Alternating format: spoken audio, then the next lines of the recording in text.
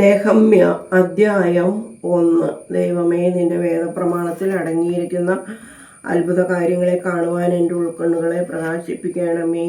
ആമീൻ. ഹഹല്യായുടെ മകനായ നെഹമ്യായുടെ വചനങ്ങൾ. 20-ാം ആണ്ടിൽ കോനൂൽ മാസത്തിൽ ഞാൻ ശൂശാൻ അരമനയിലായിരിക്കുമ്പോൾ എൻ്റെ സഹോദരരിൽ ഒരുവനായ ഹനനിയായും യഹൂദയിൽ നിന്ന് ചിലരും വന്നു. ഞാൻ അവരോട് പ്രവാസത്തിൽ പെടാതിരുന്ന യഹൂദന്മാരെയും യെരൂശലേമിനെയും കുറിച്ച് ചോദിച്ചു. അവർ എന്നോട്, പ്രവാസത്തിൽ പെടാതെ ശേഷിച്ചവർ അവിടെ ആ നഗരത്തിൽ ദുരിതത്തിലും അവമാനത്തിലുമാകുന്നു. യെരൂശലേമിൻ്റെ കോട്ടകൾ ഇടിഞ്ഞും അതിൻ്റെ വാതിലുകൾ അഗ്നിക്കരയായും ഇരിക്കുന്നു എന്ന് പറഞ്ഞു. ഈ വാർത്ത കേട്ട് ഞാൻ കരഞ്ഞുകൊണ്ടിരുന്നു.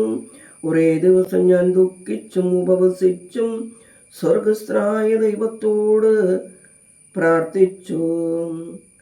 സ്വർഗസ്ഥനായ ദൈവമേ, നിന്നെ സ്നേഹിച്ച് നിന്റെ കൽപ്പനകൾ പാലിക്കുന്നവർക്ക് സത്യവും ദയയും പാലിക്കുന്ന വലിയവനും ഭയങ്കരവനുമായ ദൈവമേ, നിന്റെ ദാസന്മാരായ ഇസ്രായേൽ മക്കൾക്ക് വേണ്ടി രാവും പകലും തിരുമുമ്പിൽ പ്രാർത്ഥിക്കുകയും ഇസ്രായേല്യരായ ഞങ്ങൾ നിന്നോട് ചെയ്ത പാപങ്ങൾ ഏറ്റുപറയുകയും ചെയ്യുന്ന നിന്റെ ഈ ദാസന്റെ പ്രാർത്ഥന കേൾക്കുവാൻ നിന്റെ ചെവി ചായിച്ചും കണ്ണ് തുറന്നും ഇരിക്കണമേ.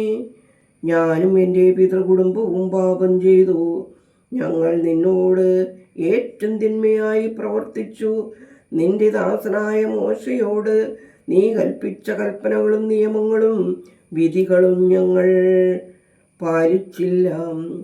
നിങ്ങൾ പാപം ചെയ്താൽ വിജാതീയരുടെ ഇടയിൽ ഞാൻ നിങ്ങളെ ചിതറിക്കും. എന്നാൽ നിങ്ങൾ എങ്കിലേക്ക് തിരിഞ്ഞ് എൻ്റെ കൽപ്പനകൾ പാലിച്ചനുസരിച്ച് നടന്നാലോ നിങ്ങളിൽ ചിതറിപ്പോയവർ ആകാശസീമകൾ വരെ എത്തിയിരുന്നാലും അവിടെ നിന്ന് ഞാൻ അവരെ കൂട്ടിച്ചേർത്ത് എൻ്റെ നാമം സ്ഥാപിക്കാൻ ഞാൻ തിരഞ്ഞെടുത്ത സ്ഥലത്ത് കൊണ്ടുവരും എന്ന് നിന്റെ ദാസനായ മോശയോട് കൽപ്പിച്ച വചനം ഓർക്കണമേ.